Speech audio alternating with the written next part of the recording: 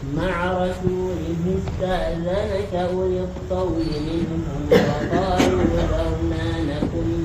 مع القاعدين رضوا بأن يكونوا مع الخوالف وطبع على قلوبهم فهم لا يفقهون لكن الرسول والذين آمنوا معه جاهدوا بأموالهم وأنفسهم وأولئك لهم الخيرات وأولئك هم المفلحون. أعوذ بالله من الشيطان الرجيم. بسم الله الرحمن الرحيم. الحمد لله رب العالمين والصلاة والسلام على سيد الأنبياء والمرسلين نبينا محمد وعلى آله وصحبه أجمعين ومن اتبعهم بإحسان إلى يوم الدين. قال الله جل وعلا: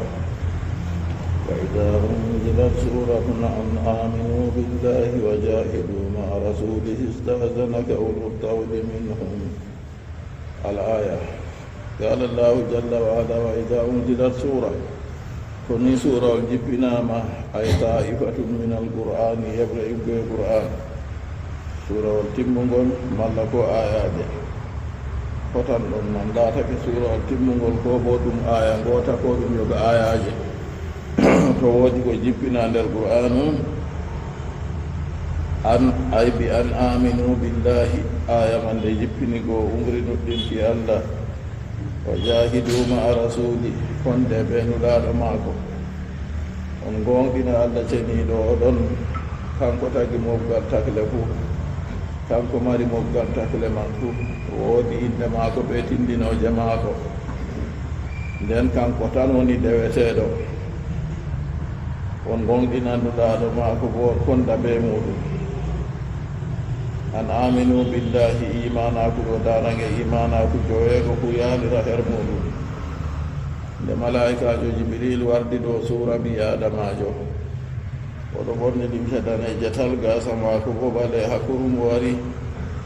o tawi annabijo muhammad sallllahu alayhi wa sallam ɓe sahabo en mum ha madina hadiseji goɗɗi feere gaddi nde o wari man ɗo o silmini goɗɗi bo gaddayi silminago o wari o jooɗi ha bange annabijo sallllahu alayhi wa sallam hoyi koppi maako tugni a koppi annabijo hoyi juuɗe maako o resi dow dawɗe maako woɓɓe feere bo mbi ha dow dawɗe nulaɗo Allah ni o resi juuɗe amma ɗo ka jonde man nande boski masin nden o wiyata ya muhammad akhbirni anil islam o wiyan muhammad yeccam ko woni islam annabijo muhammad sallllahu alayhi wa sallam dimti darange islam a jowi الإسلام أن تشهد أن لا إله إلا الله وأن محمدا رسول الله وتقيم الصلاة وتؤتي الزكاة وتصوم رمضان وتحج البيت إن استطعت إليه سبيلا. ملائكة جوغي النبي جوغي عمر من كايدني من دويا دون غدون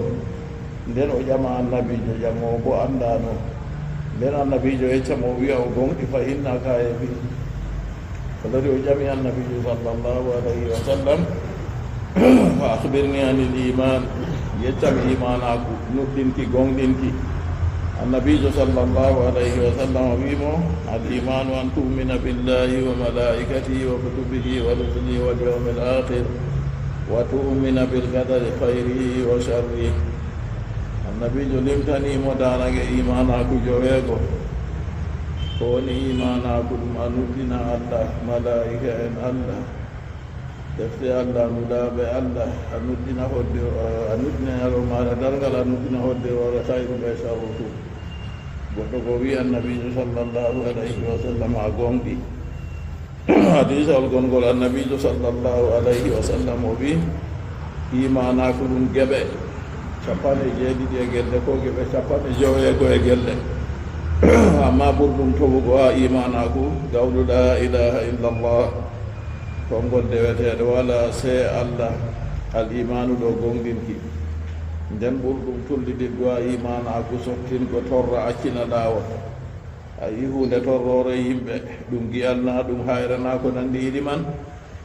sottugo accina laawol ta torra yimɓe ɗo semarɗo imana ko huwata iri majum. Allah janiɗo wi to nini aya jippinama to nini woodi ja unjira sura to surawol jippinama ko malla bo aya ha qur'anu ko ayaji jippinama to surawol timmugol nden gol umri bi an aminu billahi nuɗɗine Allah gonɗine woodende Allah gonɗine kanko tan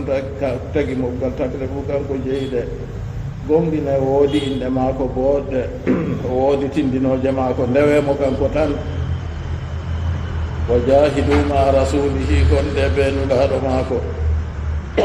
yakelen istajanaka ulul bawl jam en bawɗe se ndumtine jawlugina jam en jaynitare min hum nder maɓɓe to min hum ɗo hollira se nder ka naaɓe fuu nde Allah seni ɗo wi min hum ɗo ɗum woɓɓe maɓɓe on woɓɓe ka marɓe imanaku kayum ka to nani banni ɗowtoto yo jam en jaynitare ɗo malla bo konngol feere wi haade de ulul kawli man ɗo jam en ardugal ɗum ardiɓe ngam kamɓe ɓe ɗo mari konguɗi ɓe mbawi suftugo ko ɓe kuwata ɓe ngoodi bawɗe bo huwugo noon jam en jaynitare bo nandi noon kadi ko waɗi ulul tawli jawul e ulul tawli jam en jaynitare kayum on hertira herɗo ko waɗi ɓe hertiraɗo woodi ngam ɓe woodi bawɗe ɗo yaago jahagal jahagal yaake nden catɗum na bana hande ɗum geeloɗi pucci ɓamɗe ko nandi ni waɗƴete yehire jahagal nden noon ɓe goodi bawɗe yaago jahagal man nden kamɓe goo ɓe acci ɓe sali yaago jahagal goo nden kam ɓen man ɗon nder naafiki en togo kanjum waɗi ngam goɗɗo mo laatake kanko marɗo imanaku to wala bawɗe kam yaago jahangal saɗanan mo sakkuma jahangal jihadi amma marɗo bawɗe kana jahangal saɗantamo hen waɗi o yahay wa minhum nder maɓɓe wa gaaluɓe mbiya jarnama alqaidin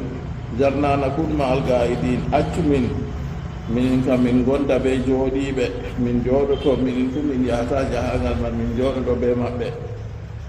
radu Allah wi ɓe gerdi bi an yakunu ɓe laatoma alhawalifi hawtade ɓe luutiɓe ɓe jahata jahangal hawalifi man ɓeye tafsiroɓe jalaluddin rahimahullah o wi hawalifi ɗo jam'u woto man wiye khalifatun ay annisa'u rewɓe allati tahlufna luutanɓe fil buyuti nder cuuɗi ɓurna fuu rewɓe kana yata jihadi rewɓe ka jooɗoto to jam en jaynitare to wiyama ɓe ngara en dilla jihadi ɓe mbiya accu minin kam min jooɗi ɗo ɓe rewɓe to rewɓe tan kadi na ɓe tampuɓe ɓe ɓikkon fuu o kana ɓe yurmiti ɓe warti ɓe nandi bana ni woɓɓe feere bo wi ha kalimawol alhawalifi man ɗo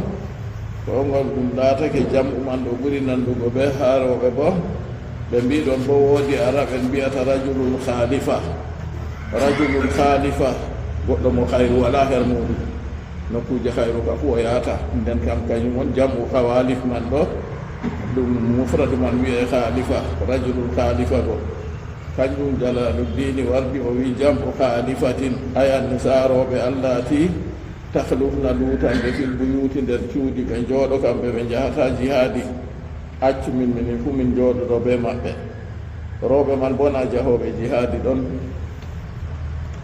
bana debbo ɗon anndaɗo yadanno jihadi ɓe nulaɗo Allah sallallahu alayhi wa sallam ñawda nawnuɓe ñeɗo ndiyam yarana yimɓe ko nandi iri banni ɗuɗɗum kuuɗe ɗuɗɗe ɗe o huwata yo kanko man ɗo na feere maako rewɓe man ɗon jahoɓe jihadi man bana ni nden dottijo kayum on handino yaago jihadi nden o wiya accu minin kamin jooɗoɗo ɓe rewɓe ta min jaha Allah wi wa tubiya ala qulubihim takkama dow ɓerɗe maɓɓe fahum la yafqahuna kamɓe ɓe paamata alkhayra hayru paamata hayru ɓe annda wurtugo yaha ɗo kanjum ko ɓuranta ɓe yo nde ɓe paamata hayru go hayru duniya ɓe lahira fu ɗo kamɓe paamay ɗum kadi kanjum kamɓe suɓi ndiggana ɓe to ɓe jooɗi kamɓe ka ɓe jahata lakini rasulu walladina amanu ma amma se ka kanulaɗo Allah Muhammad sallallahu alayhi wa sallam walladina amanu maahu ɓe ɓen nuɗɗiniɓe gonduɓe e maako kamɓe ɓen ɓe laati fotti ɓe annabijo sallllahu alayhi wa sallam nden ɓe nuɗɗini allah ɓe mayri imanaku inneteɓe sahabo en woɓɓe maɓɓe ɓe daga makka ko eggi nokkuje feere foti madina ngam dina muɗum ha jaman annabijo sallllahu alayhi wa sallam daga yeeso on tuki makka ɓen man mbiye muhajirin ko en gonɓe nder wuro madina silmi kayum bo wallinulaɗo allah ha dina kamɓe bo mbiye ansarin ko en to ɓe wi ɗon ɗo laatake kanjum man ɗo ha nder ummatore nde on non man ɗo ɗum woni nden daga on tuki makka kadi hijra kam kayum kam taƴi ummugo ha makka hota madina kam amma ummugo ha nokkure wonde feere to ɓe ɗo kaɗa goɗɗo diina muɗum hotugo ha nokkure nde o heɓata o rewa allah kanjum ka ɗon ɗum taƴayi kadi kanjum o wi se kaka lakini rasulu amma se kaka nulaɗo walladina amanu ɓen nuɗɗinɓe to laatake ɓe jam en jaynitare mbi'i ko bo ardiɓe ɓe mbi'i kamɓe kam accumin minin min jooɗoto ɓe rewɓe ɓe ɓikkon ɓe ko nandi e man min jata jihaadi amma se kaka nulaɗo allah walladina amanu maahu ɓe ɓen nuɗɗiniɓe gonduɓe e maako ɓe ɓen gonɗiniɓe imanaku ɗon tabiti ha nder ɓerde maɓɓe jahadu bi amwalihim wa anfusihim kamɓe ka ɓe gaɗiri jihaadi ɓe jawle maɓɓe e nafsuji maɓɓe nden allah seniɗo wi wa ulaika lahumul hayratu ɓen on ɓe hayruji godani ɗum wa ulaika humul muflihun ɓeɗo kamɓe goni tiniɓe har ɗo allah seniɗo wi walladina amanu maahu jahadu bi amwalihim wa anfusihim hidde ko wolwa nafsuji ɗo o arti ɓe honori ɓe jawle maɓɓe nden anfusihim e nafsuji maɓɓe a andi ɗon nder maɓɓe bana sayidna usman radiallahu anhu o yahan konu hooley ta ƴamu kadi jawdi ndi o hokkata bana ha konu tabuk man ɗo geloɗi temeɗɗe noyi o hokki be kala ko goɗɗo mari haaje ha jahangal pucci bakinnoye o hokki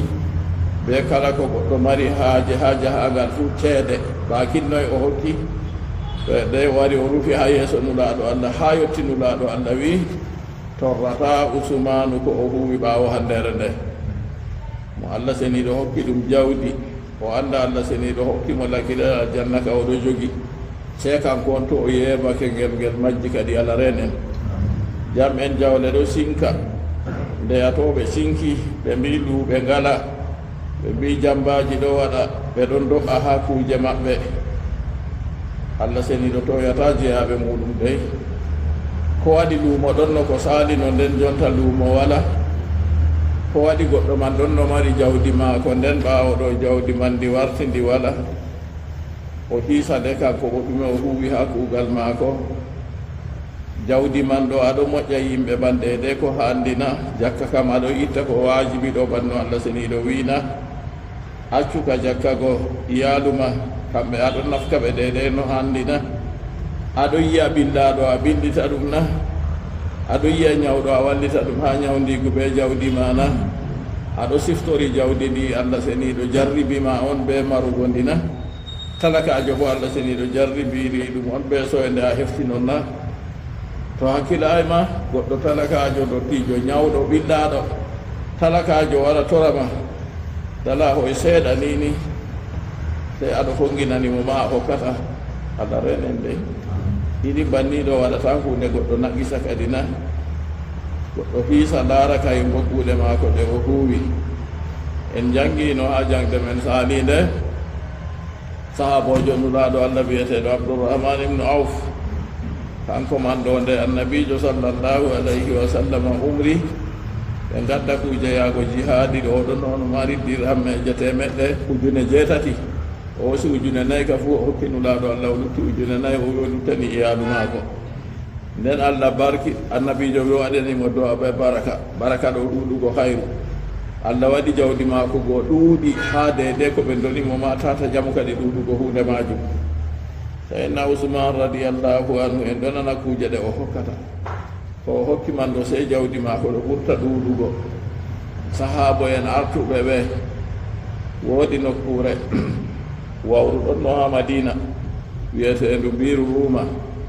ndiyam saɗiri yimɓe ha madina yahudajo mari wawrugo annabijo sallllahu alayhi wa sallam wi moy sodata biiru maɗo maram wawru ha aljanna sayidna ousmane wari soodi reeta maru reeta man ɗo ɓe mbi no wayi o waɗi ñalomare woore ka julɓe kay won ñeɗata o ɗaɓitay ko suleyre ha goɗɗo so ɗambar jaari ha allah to kañum ñalomare nde maako reeta je luttigo ñalomare nde oya yahudajo go kayum bo waɗi ko yimɓe sodata ndiyam man ceeɗe nawɗe har ɗon go on tawi kuugal muɗum yahata sorritinimo luttuɗum man nden ɓaawo ɗon wawru man be ko taari ɗum fuu ngesa ɗon ɗon dammi 2019 ɗo allah fondino mi yehi hijju allah lornam min yehi ha pellel man ha wawru man ɓe ngesa man ɓe mbi deydey ko acci ɗon man ɗum ɗo huutinire to yimɓe yehi ɗo fu ɓe dokka ɗum dibinoje yande man nde min yehi go mi wi ɓe ñeɗanayam ndiyam ha wawru ɗo yimɓeji pat ɗo laarayam non noon noyi yarugo ndiyam man boɗɗum na noyi mi wiɓe boɗɗum na goɗɗo ka ɗo tuma kadi a heɓa jawdina ko a heɓa ɗume mi wiɓe boɗɗum ta naata ni sayidna ousmane heɓay mbarjari wakkere am min bo ha goɗɗo ɗon no cuumiɗo fu sumti kay yande man ƴeri sayidna ousmane radiallahu anhu ɓe wi dede pellel man koɓe dingi waɗugo ɓe jawdi maako ha ɓe waɗi ɓe mahi hôtel wa mi yejjiti étage noy nga mari jonta fu nga ɗon étage man ɗo hôtel man ɓe mahi ɗo seeɗe ko watta pat warti ɗum jawdi sadaka on sayidna ousmane ɗo heɓa mbar jaari a yiyay hokkugo ko hokki man ɗo naɓisa e jawdi maako nan ayniɗo hokkan jakka hokkan yimɓe jawdi muɗum ɓesdoto on mo a hokki ɗum jawdi pamarum man ni o wiya allah barkiɗine a anda barka man ɗo waɗan barka kana waɗi nden ka barka ma ɗo ɓesdan derɗiraɓe julɓe siftore ndaaren ko waɗi on kuuɗe men yahata ɗo en hefta ayiɓe sahabojo feere o wi to nini woodi ayiɓe ko o waɗi ha allah seniɗo o wi daga ha gikku puccu maako o heftata puccu maako ɗo waɗantamo bano o wari haaje se o ɗaɓɓita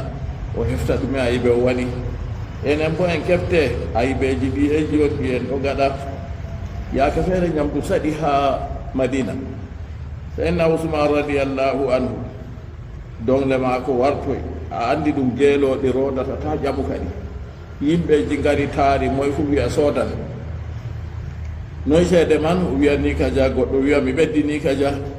o wiya mi hokkama ko ɓuri noon goɗɗo feere wara mi ɓesdini ka dia o wiya mi hokkama ko ɓuri noon ha yimɓe gooɓe fu maɓɓe ɓe safti ɓe accinam ɗum e moye on hokkima ko ɓuri noon mini noon piloɓe ha ɗo jawdi man pat o hokki sadaka ɗum ñamdo o hokki sadaka pat a yi o fotatenan o a meeɗinan ko sayidna ousmane waɗi do'ere ha jawdi mum na meeɗayi en moƴƴine anniyaji men hakkude men be allah seniɗo en kuuɓe ngam allah en laɓɓine allah seniɗo wallitan en be bawɗe muɗum allah seniɗo waɗan jawdi man ɗo ndi peesa en kuutinira be maari ha yaago ragare gurdam meɗen ha yaha sababu jawdi man en nasta aljanna annabijo sallllahu alayhi wa sallam o wi moye moɗon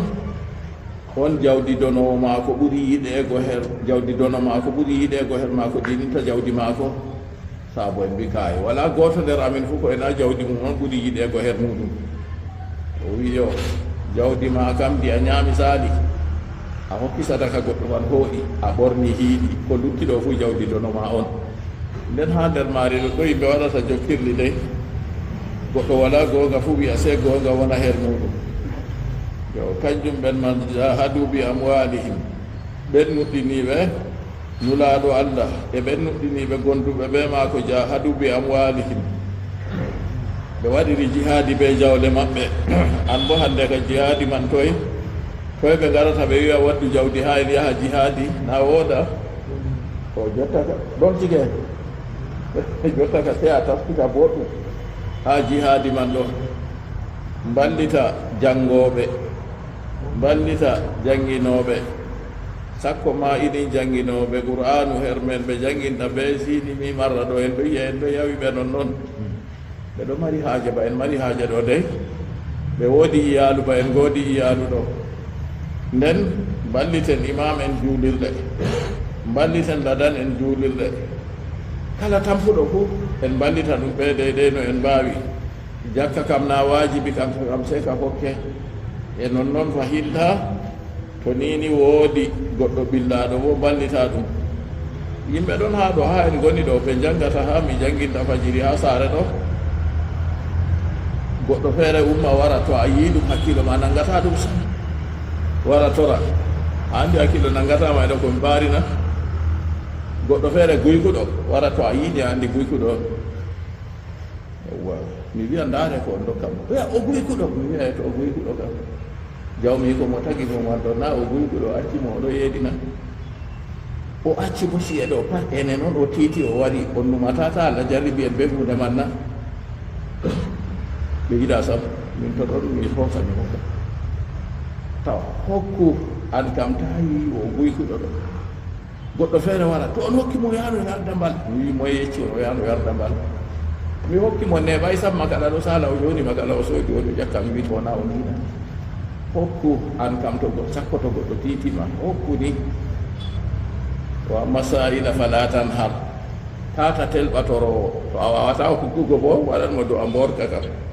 yowwa tata telɓa mo a wiya to a hokki mo waɗiran ni o yariran mbal kam Allah seniɗo wi nulaaɗo Allah e ɓen nuɗɗiniɓe gonduɓe ɓe maako se kaka kamɓe kam ɓe waɗiri jihadi bi amwalin ɓe jawle maɓɓe anfusihim e nafsuji maɓɓe en mbisa enen bo jihadi man irin je ɓe gaɗi ɗo en keɓanna kanju ka sali en keɓata ha to a heɓata iri majum a yahani a ƴownira yimɓe ha diina yimɓe go mbiya kaye min giɗa min nastata diina ma nde on nastata kam jooɗe ha diina moɗon jonta kam on dokka jomorgol to inane timmi fu ni ka jaɓe mbiya noon bo min gaɗata nden nden on kaɓa be maɓɓe ha to a heɓata ɗum kanjum ɗo ɗum waɗatake bo ha islama ɗo sona be artugal laamiɗo julɓe to kanko Allah botona e bijo mako mo waɗi a yi ha ɗo Allah seni ɗo wolwi lakin irrasulu walladina amanu maahum jahadu se kaka nulaɗo Allah ɓe nuɗɗiniɓe gonduɓe maako sahabo en ɓe mbaɗiri jihadi bi amwalin ɓe jawle maɓɓe o anfusihim e nafsuji maɓɓe ko ɓuri tilmugo kam jawdi ma be ma an hoore ma fuu a wurta a yaada jihadi man wa ulaika ɓe a toon ma lahumul hayratu hayru wodani ɓe fi dunia wal akhira duniya be l' akhira julɗo bo ko ɗaɓɓititta fuu ko heɓa hayru duniya be l' akhira ɓen man mbayɓe banni ɓural wodani ɓe kamɓe woni ɓurduɓe ha duniya kamɓe woni ɓurduɓe ha l' akhira derɗirawo julɗo min be ma fu en giɗi en laata noon ha duniyaru ka ɓurdal man ɗumen ɓe heɓan nasaraku Allah wallan ɓe heɓan ɓe jaalo heferɓe ɓe heɓan dalagu bo ɓe heɓan jawdi fu ha toon to woodi ko heferɓe goo doggi acci ɗum je maɓɓe to woodi ɓe honi heferɓe goo ɓe jaali kala ko heferɓe goo acci fu ɗum je maɓɓe a yi hayru duniyaru kam waɗi nda nasaraku nda jawdi fahinta a yiyayi ɗum on ko goɗɗo ɗaɓɓitanno ha duniyaru na o heɓa tun ko mari haaje ɗo humta o heɓa jawdi bo yo kanjum kadi ɓeɗo ɗum jiɗi fu wodani ɓe lahumul hayratu wodani ɓe hayruji fi duniya ko ɓural wodani ɓe ha duniya wal akhirati e l' akhira ha duniya kam ɓe nasaraku ɓe jaalo heferɓe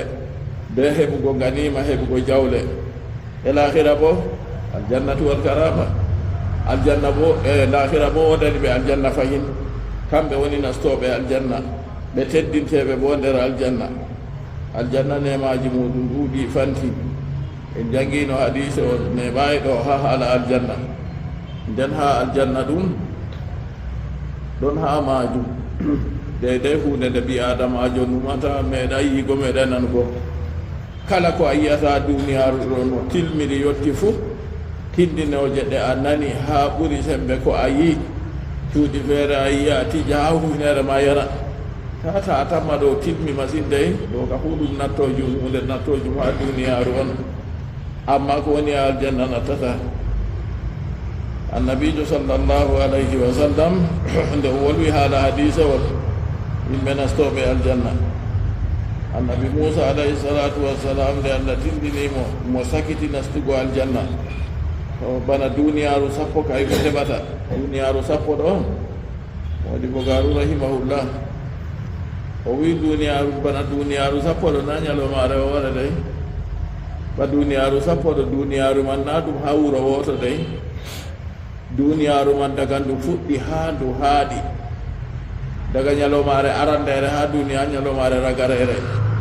nden duniyaaru man ndu fof a hoosa galaaɗi fof funa hirna fo mbawoyla fof goɗɗo man kanko mari bana majum nde sappo ɗo ka talakajo sakitiɗo nastugo aljanna on bana duniya sappo talakajo maɓɓe bo marnete sakitiɗo natgo jannata ngam isiyanu a yibanda yimi ɗum na hande ngam a tiiɗa a ɗaɓɓita ɗum on ɗo kam ngam dalila gedde on o sakiti nastugo aljanna kanko on ragarejo wurtugo yiite nder ragarejo nastugo aljanna bo to wurti yiite to yiite feere wala to nasti aljanna bo nasto aljanna feere wala to nini o wurti o wari ha aljanna ɗo jawmirawo wiyamo ya nasto e aljanna to o yehi aljanna o tawa aljanna heewi ha giɗɗe maako kam ngam kanko tan lutti nastata o lorto wiya jawmam aljanna heewi babal wooda ya nasto e aljanna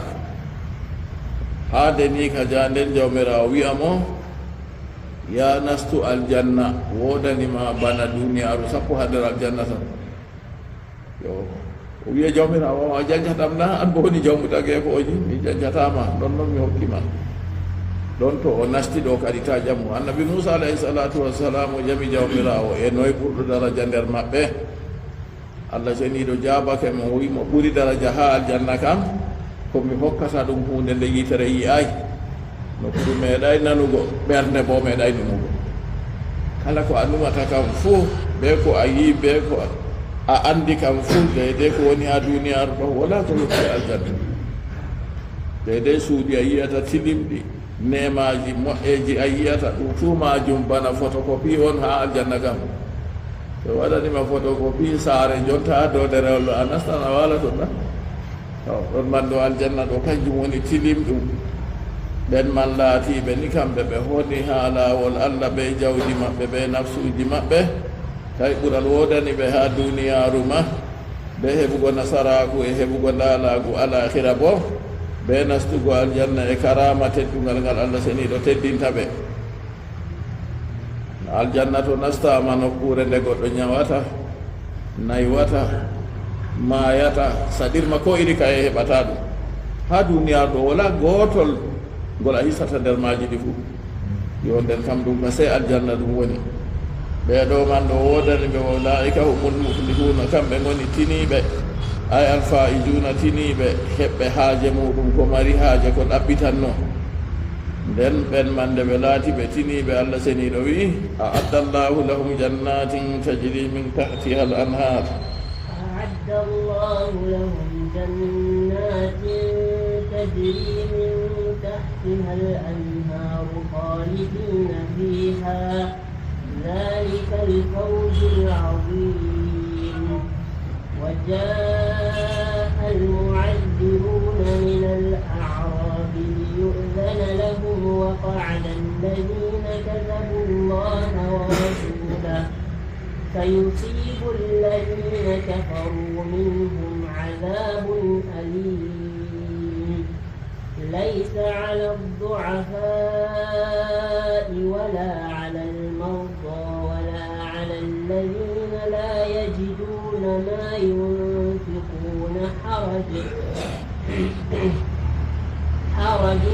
إذا نصحوا لله ورسوله ما على المحسنين من سبيل والله غفور رحيم allah seniɗo ɗo wolo ala annabijo muhammad sallllahu alayhi wa sallam ɓe sahabo en maako kamɓe ɓen koniriɓe ɓe jawle maɓɓe ɓe nafsuji maɓɓe kamɓe ɓural wodani ɓe hayruji wodani ɓe duniya ɓe lahira kamɓe woni tiniɓe allah seniɗo wiya addallahu lahum jannatin allah taskani ɓe allah siryani ɓe aljannaji jannatin allah wina aljanna goota waliman khafa maqama rabbihi jannatan wodani mo huli darorde yeeso jawmum aljannaji ɗiɗi allah wiya addallahu lahum jannatin allah taskini ɓe aljannaji al anharu ɗi coofita siri ɗo dogga min tahtiha lesmaji khalidin ɓe koddiranaɓe duumendam fiha nder maaji.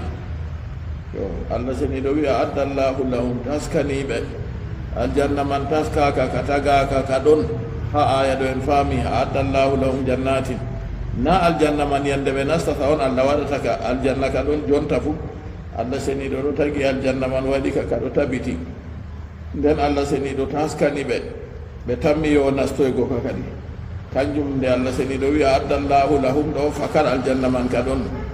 noon aljanna be yiite fuu taga ɗum ɗum ɗon jonta fu be aynoɓe ɗum allah seni ɗo waɗi aljanna ɗo ngam o naada jeyaaɓe maako ɗowtaniɓe ɓe mo duumo nder nema e laamu ha foroy wa ida ra'ayta samma ra'ayta na'iman wa mulkan kabira to nini a yino toon ma woni aljanna kam a yi moƴƴere be laamu mangu ɗon man kadi ɓe duumoto nder majum ɗum fuu alhan haaru coofita jiriɗo dogga min tahti ha les aljannaji man les maɗe aljannaji man ndiyam laaɓɗam ɗam wuddayi noon kosam ɗam waylayi noon fahinta mbal ɗam woykinta jumri laamdi ndi o ñorodi feere wala her muɗum ɗon maaje man on ɗo iɗa ha les aljanna khalidina fiha ɓe koddiranaɓe nduumendam nder maaji kanjum en wi to nasti aljanna ɗo mayata naywata saɗirma heɓata ɗum ñawata duumoto bo ha foroy wala keerol man a yi duniyaru ɗo kano goɗɗo yamɗiri no jeynitiri no nanirta belɗum fuu ragare majum waran amma aljanna ɗo ɓe duumoto ha foroy wala billa ko ka yeeha dhalika alfawzul azim nda bolwa ɗum ɗo kanjum woni tina e mawɗo bawigo nden kam yo mo yiɗitina e mawɗo kam fu tinoro kadi ɓe ɗaɓɓitirgo aljanna ka tindinore muɗum wayi banni dalika bolwa ɗum ɗo woni alfawju tina e alazimu mawɗo ɗum laatoto bo be sababu ɗowtanago allah seniɗo na ɗowtare man hokkata kam amma ɗum sababu man allah seniɗo nde wangini yimɓe ɗowtaniɓe mo nda ko o tammi ɓe wartugo na yi o wi annabijo nulaɗo allah ɓe ɓe nuɗɗiniɓe kamɓe ɓe konniri ɓe jawle maɓɓe ɓe nafsuji maɓɓe fuu hayruji wodani ɓe kamɓe woni tiniɓe allah seniɗo ɗo taskani ɓe aljannaji ɗiɓe ndumoto nder muɗum maje ɗo ila har les aljanna man allah wi bolwa ɗum ɗo kanjum won tina e mawɗo ayya allah seniɗo wolwi haala ɗowtare maɓɓe tawon nden hidde ko allah seniɗo wiya kamɓe man ɗo ɓe nastoyar aljanna na nden allah wiya taskani ɓe aljanna hawtade bo ɓe annabijo muhammad sallllahu alayhi wa sallam wi wala goto fu mo kuugal muɗum naadata ɗum aljanna nden sahaba en mbiyata ko an funa yanulaɗo allah o wi ko min fu illa an yatagammadani llahu koye nato allah suɗɗiriyam ɓe hinna e muɗum ɓi adamajo kam noy o tiina o huwa o ɗowtana allah seniɗo wonde bawɗe maako o numa o hultorata allah jaɓanayimo kuuɗe maako ɗeɗey o lora o sewra fayintande allah riskimo oɗo huwa ka nder ka allah jaɓananmo o wona dow majum yaake jamu maako kulol ɓura to o ñawi bo tammude ɓura allah seniɗo wiya hadisul qudsi ana inda vanni abdi bi min miɗon heedi gikke maccuɗo am be am mo yikki allah seniɗo hinnoto ɗum allah hinnanmo mo yikki allah hinnata ɗum bo allah hinnata ɗum nden kam sey goɗɗo ɗuɗɗina gikke man kadi sakko ɓe wiyake to o ñawi o ɗuɗɗina jotta kam tammaago hinna e allah seniɗo ngam o heɓa hinna e go to o jamo bo o ɗuɗɗina kulol allah seniɗo ngam tata o huwawi umrore allah ngam tata yo o waƴƴa bo haade allah seniɗo o laati banni nden kam o wonan nder yimɓe tiniɓe go ɗum man o duumo dow majum allah seniɗo ɓe wonɓi ɗo o taskini ɓe ɗo ɓe dalila kuugal goo e noon ndewe annabijo sallllahu alayhi wa sallam o wolwi ko nandi banni yande feere sahabu en wiyata kadi nde allah seniɗo hoddiri hunde fuu tabbiti kam ko ɓe tiiɗata ha kuugal mere kadi ɓe siwtale annabijo wiɓe imalu fa kullum muyassarun lima khuliqa lah kuwe kala ko moye fu koynanaɗo ko tagana ɗum mo allah seniɗo tagi gam nastugo aljanna kuuɗe aljanna ɗo saɗantamo o huwande yaake no woni fu mo allah tagi seniɗo tagi gam nastugo yiite kanko bo kuuɗe yiite man saɗantamo o huwande yaake no woni fu en no giya ɓiɓɓe adama no huwata en ɗogi adden darajaji yimɓe no ferɗidirta on nani haala goɗɗo ɓurduɗo jotta kam ƴaggare na waɗowo jonta kam kuujeji drogue kalluɗum ɗo kanjum on o fiɗata kanko sey ma oɗo ñukki non noon ɓe sooje en maako ma ta ɗaɓɓitir kadi lissafi muɗum ƴaynitiɗo oɗo ƴaggi non noon ha yetti o ɓe sooje en nder dawla kan ayi o ɓaɗaki nden jotta kam ase jawdi kam no goɗɗo waɗata hundika to ɗi laaɓi dey ngam yaake ajal muɗum to yetti ɗo jawdi ɗo renata goɗɗo jonta kam nde yetti yaake ajal ma ko yetti o muyri ɓe debbo feere ha téléphone on ɓe boldata ɓuray balɗe ɗiɗɗo ka waɗi dey ta tamma ɗum neɗɗum ɓe boldi ɓe debbo feere ɓe muyri ha téléphone ha ɓe narri jotta ka haɓe ha ɓe potta ha hôtel ka jawa ɓe potta toon ɓe jara ko ɓe ñaama ko ɓe ñaamata ɓe jara ko ɓe jarata maɓɓe yewwa allah andi kadi ko ɓe waɗanno toon ase jotta kam horoɓe ɓe heɓi habaru ɓe jahi tan ɓe taari ɗon go wakkati nde o yetto ha hôtel go ɓe wardi ɓe hélicoptère ji ka waɗi jeego ɓe balmi ta jamu kadi ɓe mbarimo kanko ɓe soje en fuu ha ɗum jotta kam oɗon no ñukkino daga ko jooɗi amma jotta ka yaake nde ajal go yettini kadi goɗɗo yahanno ha hôtel ha pellel yimɓe mbaɗi yahata kadi toye ñukkare ñukkude woni ɗon te balɗe ma ko waɗi timmi ɗon taw ɗon man ɗo nayi dede ko o taskini ɗo fuu huude go ha duniyaru kayre man ma haaje ma ko humtayi soje en ma ko ɗo turti non noon jonta kam wayyo mo mbarani ɓe police jo ko ɗumejo ha leddi maɓɓe man fuu woodi deyde ko ɓe hokkata ɗum bakin million joyina ko milliard joyina to ɗon man ka fitina goɗɗo feere on ɗummi fahinta ko siftiniri en ɗon ɗo haala kuuɗe yimɓe man no ɓe goni goɗɗo ɗo yiya kanko kuugal maako ngal huwata ɗo kangal woni ɓurdugal ha maako ko nafsu maako yiɗi to ni laatake na o muminijo bo kayum bo ɗaɓɓitan ko allah seniɗo yiɗi kangal o huwata ngam o andi kangal woni ɓurdugal nden allah seniɗo wi dhalika alfawzul azim ko allah seniɗo taskani ɓeeɗo kanjum on tinaye mawɗo kanjum iri majum on jaam hakkilo fuu ɗaɓɓititta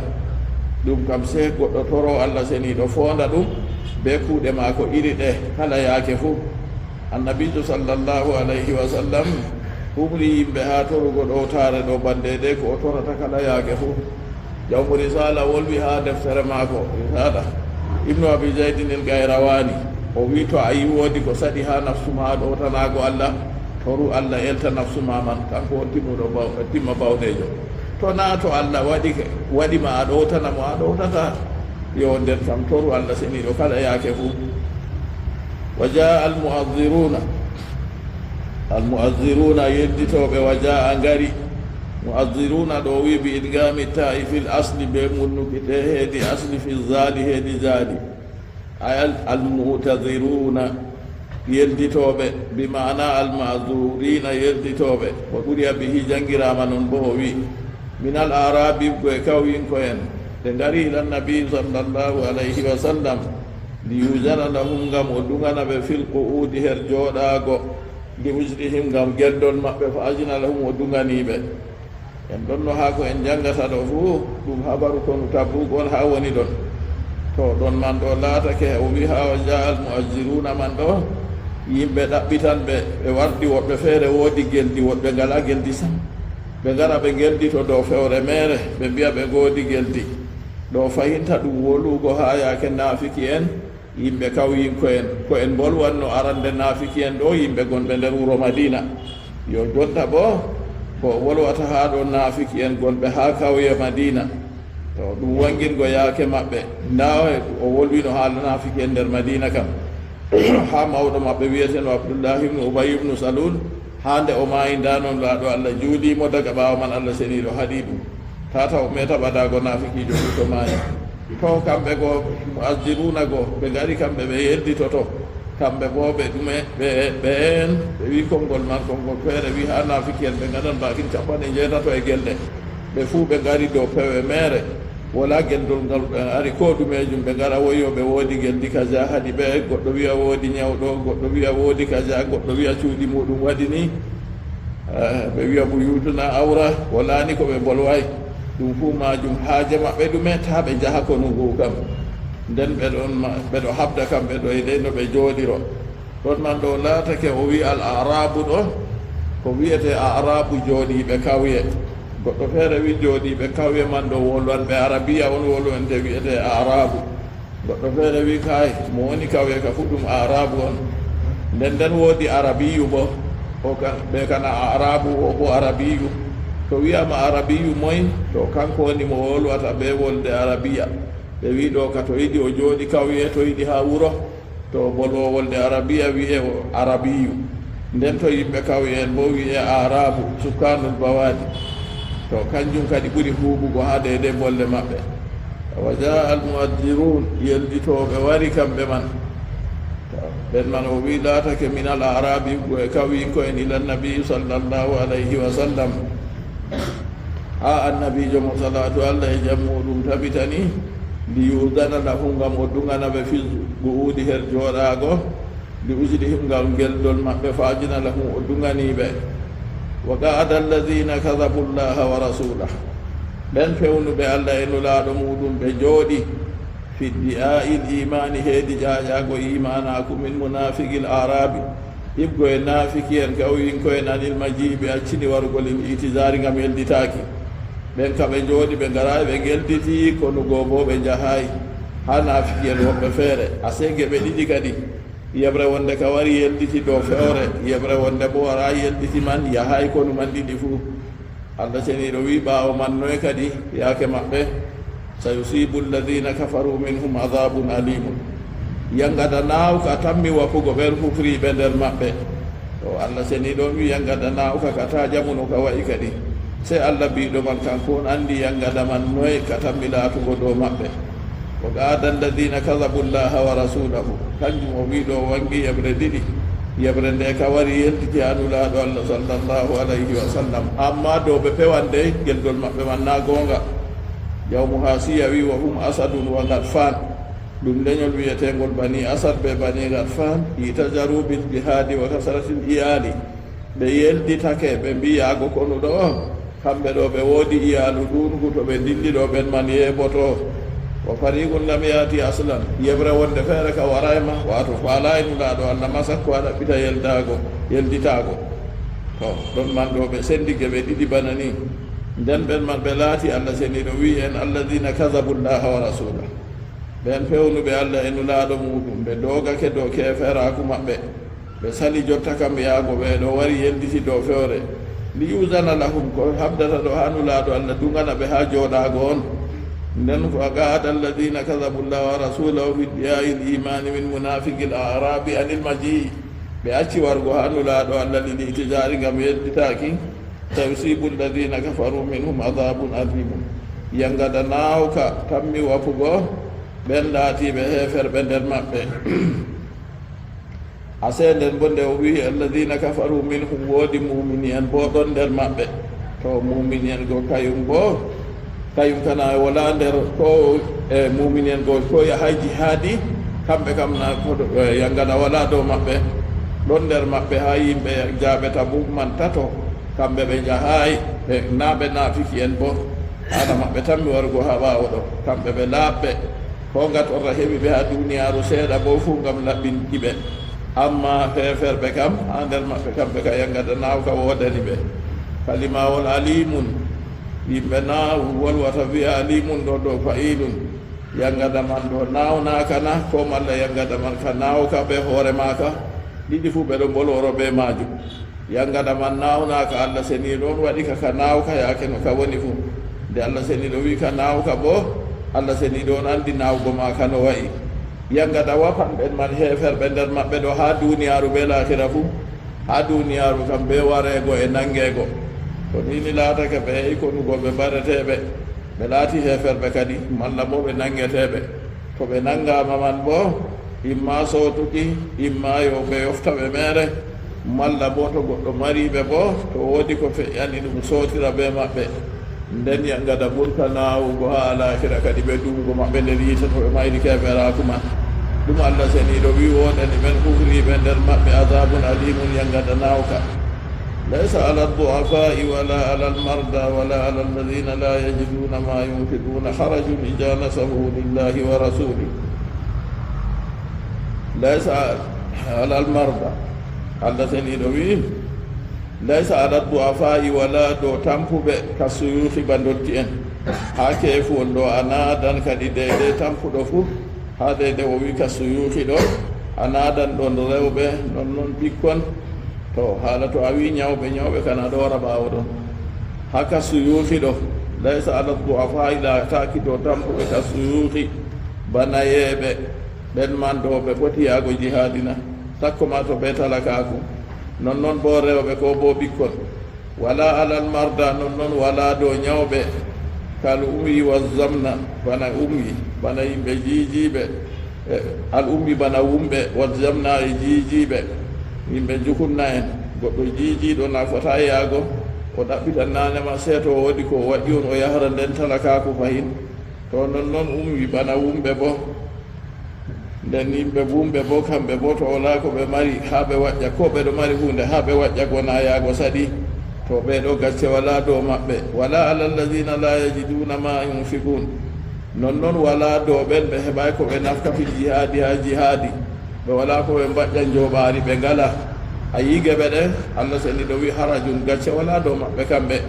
ismul junuba wala fi takhallufi ha lutaki andu accina jihadi amma ɓe sarɗi dey ida nasahu lillahi wa rasuli to ni ɓe nasiyani allah e nulaɗo muɗum fi haali guhudim heeɗiyake jooɗaki maɓɓe bi adamil irjafi ɓe so ele ruñinki wa tasbidi e defitinki wa ta'a e ɗowtuki se laato to ɓe wurta ɓe yehi jihadi man ɗo yaake nden ɗo tata ɓe mballita yimɓe feere ka yimbota yaha tata ɓe mballita irnugo yimɓe feere haɓgo ɓe julɓe tata ɓe ɗowtanaki allah e nulaɗo muɗum to ɓe jooɗi banni kam gacce wala dow maɓɓe asbabu nujum ha aya laysa ala du'afai o wi laysa ala du'afai akhraja ibnu abi hatimin an zayd ibni sabitin qal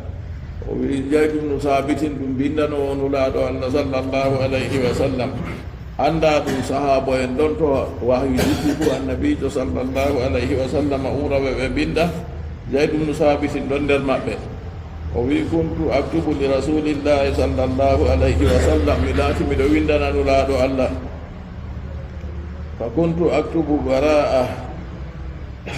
fa inni lawadiul kalami ala uzni o wi mi laati miɗo winda ha nder surawol bara'a surawol ngol o wiyaka miɗo wallini bindirgol dow nofruwa is umirna bil qitali se min umrama habre fa jala rasulullahi sallllahu alayhi wa sallam yanzuru ma yanzil nulaɗo allah fuɗɗi ɗon heɗita ko tan mi jippago alay dow maako ijaahu ama seeɗon ni goɗɗo bumɗo waranimo fagala o wi kayfa bi ya rasulallahi wa ana ama nda haala jihadi wari ɗeno yaake am yanulaɗo allah min bo mi bumɗo no jaranmi jihadi fa najalat allah jippini laysa ala duafa gacce wala ɗo yimɓe tampuɓe non wa akhraja min tariqi al-awfi an ibni abbas radiyallahu anhuma qala amara rasulullah sallallahu alayhi wa sallam an-nasa an yanba'isu gazina ma'a nulaɗo allah umri yimɓe ɓe kafta ɓe ƴummo ɓe dilla ɓe kornidoɓe ɓe maako fa jaa isabatun min ashabihi fihim abdullahi ibnu magadin al-muzani sey jama'are wonde feere wari nden sahabo en maako ɗon nder maɓɓe inneteɗo abdullahi ibnu magal al-muzani fa qala o ya rasulallah ibu minna ya nulaɗo allah wa'in min hokku min le ko min mbaƴƴata ha min yaha jihadi fa qala nulaɗo allah wallahi la ajidu ma hamilukum alayh mi gunori allah mi heɓay ko mi wa'inta on ka soko wallu walla humbuka sey ɓe pirliti ɓeɗo mboya kamɓe nde ɓe heɓayno ɓe yara jihadi ɗo kanjum waɗi ɓeɗo mboya to yimɓe feere waran heɓa kayum wiya yo woy geldi ɗon ta yaha bo wa azza alayhim an yahbitu an yubasu anil jihadi ɗum saɗani ɓe masine kamɓe ɓe paddeni nulaɗo allah yahan jihadi ɓe jata ɗo ɗum metti ɓe wala yajiduna nafaqatan wala mahmala nden ɓe keɓayi jawɓari bo ɓe keɓayi ko ɓe mbaƴƴa bo sakko ɓe jaha fa anzala llahu azza wa jal se allah jaaliɗo mawɗo jippini wala ala alladina ida ma atawka litahmilahum qulta wala dow ɓen gacce wala dow ɓen nde ɓe waranima ɓeɗo ɗaɓɓita dede ko a wa'inta ɓe dow majum nden a wi la ajidu ma ahmilkum alay mi heɓayi komi wa'inta on ɓe fu gacce wala dow mum to ɓe jahay wa qad dukirat asma'uhum fil mulhamati inde maɓɓe wolwama bo ha inde suuɗiɗe go deydey ɗon mayɗo ha ɗon ayi ɗum mubhamde ɓe inna inde maɓɓe ɓe wi wolwama taw noon fahinta aya gorka feere wa min al arabi man yuminu billahi akhraja ibnu jaririn an mujahidin annaha nazalat fi bani mugarrin aya man kanka bo ka jippinama ha ɓiɓɓe mugarrin alladina nazalat fihim ɓe jippi her maɓɓe wala ala alladina ida ma atawka litahmilahum ayi ɓe wala do ɓen garaniɓe ma ɗo ɗaɓɓita ko a wa'ina ɓe a heɓani ko a wa'ini ɓe kamɓe fu to ɓe yahay jihadi man ayi ɓe wala do maɓɓe wa akhraja abdourahman ibnu magalin ilmujani qala kunna asaratun waladi mugarrin o wi minin ɓiɓɓe mugarrin min waɗi min sappo fa nazalat fina haji l ayatu aya kaka jippi ha amin ɗo wara jotta kam nde ɓe heɓayi ko ɓe mbaƴƴa ɗo noyra gare maɓɓe na ayi allah seniɗo wiyen wala gacce wala ala alladina la yajiduna ma yunfiquna harajun gacce wala dow ɓen ɓe heɓayi ko nafkata ha jihadi to ɓe yahay jihadi geɓe limtaɗe ɗe pat ayi ɓe wala dow muɗum tampuɓe ñawɓe ɓe heɓayi ko a yaha jihadi gacce ismul junuba wala dow maɓɓe fi tahallufi ha lutago an ko accina jihadi ɓe sarɗi kadi ida nasahu lillahi wa rasuli to ɓe nasiyani allah ɓe nulaɗo allah fi haali ko udihim yaake jooɗuki maɓɓe bi adamin iljafi ɓe soyde jotta kam irnuki yimɓe jonta kam ha dilla waɗoya aybe wa tasbidi e deppitinki wa ɗaati e ɗowtaki laato mo jooɗi ɗo fuu ɓe yeccan ɗum ɓe tiɗɗitinan ɗum wurtoya ha jihaadi to woodi bawɗe kam yo noon fahinta ɓe ɗowtanan allah e nulaaɗo allah bo ha jonde maɓɓe kañum kadi nde laatake ɗon man gacce wala dow maɓɓe ɓe sarɗi ɗi ma alal musinina min sabil ma alal musinina wala dow bonoriɓe bidalika ɓe bolwa ɗum ɗo min sabilin ɗatal felore to ɗini laatake geldiɗi on haɗi ɓe yaago kam wala dariqin bil mu'akhadati wala ɗatal ɓe nangirgoɓe ɓe felore ha dow maɓɓe to ɓe ɗo bonori banni wallahu gafurun lahum allah faranowoɓe rahimun bihim hinnowoɓe fi tawsi'ati her feesinki fi dalika her bolwa ɗum ɗo nde nini allah seniɗo itti gacce har maɓɓe laatake bo ɓe sababu imanaku maɓɓe ɗo tabiti to kanjum woni ko woni mana majum anna nusahum ka'inun bi ta'ati lillahi wa rasulih nasiyaku ija nasahu lillahi wa rasulihi ɗo laata nasiyaku man ɗo ɓe ɗowtanago allah e nulaɗo allah bi an yukhlisul imana se ɓe laɓɓina imanaku kadi ɓe keɓa yaago jihadi man ɗo wa yuwassiu fi isalil khayri ila almujahidin ɓe peesina bo ha sonugo hayruji yaha ha yimɓe konoɓe wa yaqumu bi masali buyutihim ɓe daroro bo ɓe maslahakuji cuuɗi maɓɓe wa bi adami isaratil fitani ɓe soyde ruñinki fitinaji bo ta ɓe ummina haala kalluka gorka feere wa bi adami taksili gayrihim ɓe soyde deppitinkitana maɓɓe bo sababu ɓe soyde waɗgoyo ɓe maɓɓe laata mbatindan en balli musiɗu wa yurangibo fil jihadi ko ɓe waɗata kam ɓe tiɗɗitina yimɓe man ɓe sonna ɓe heedi jihadi ɓe kamɓe ɓe mbawa yaago ɗo wa yanhaw an man arada tahallufa wa yanhaw ɓe kaɗa man arada tahallufa mo muuyi luutugo accina yaago jihadi ɓe holla kamɓe kam da ko waɗi ɓe luuti ɓe yahay jihadi man ɗo na gam ɓe giɗa yaago ɓen ma arande allah seniɗo wi bo a fa tampuɓe ba dotti en nayeɓe ɓikkon rewɓe nden ɓe bo ñawɓe bana wumɓe bana jijiɓe towno allah seniɗo wangini geldi maɓɓe ɓe banginana yimɓe worɓe feere cembiɗɓe jeynitiɓe yamɓe ɓe holla kamɓe kan da geldi ko haɗi ɓe yaago so na noon da ɓe jahanno ɓe tiɗɗitina ɓeɗo ndikka kayum boto yahi nden kam jonde maɓɓe wala ayiɓe nasalullah salamata wal afia